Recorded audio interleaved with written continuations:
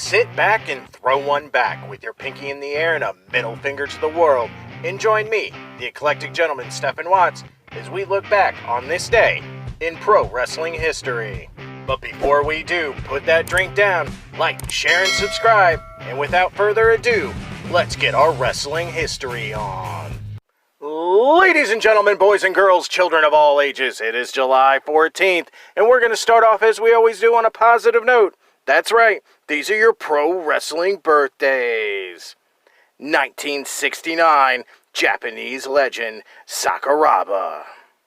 1971, Devon, get the tables, it's Bubba Ray Dudley.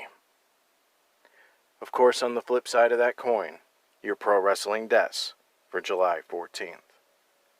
1984, Brute Bernard.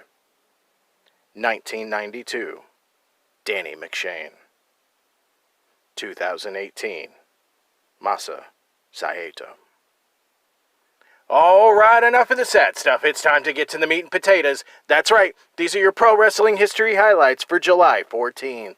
Jumping in the Wayback Machine and going to 1966, where we see the Viking and Jack Donovan defeat Bob Ellis and the Stomper in Kansas City, Kansas, to win the North American Tag Team titles.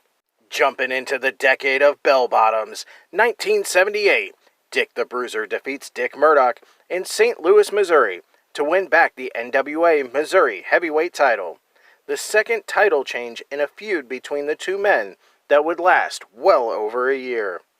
Grabbing my boombox and going to the 80s, 1984, Ted DiBiase defeats the Spoiler in Macon, Georgia to win the NWA National Heavyweight title, ending the Spoiler's second reign as champion and starting his own second run with the belt. 1986, the WWF held their second ever King of the Ring tournament in Foxborough, Massachusetts.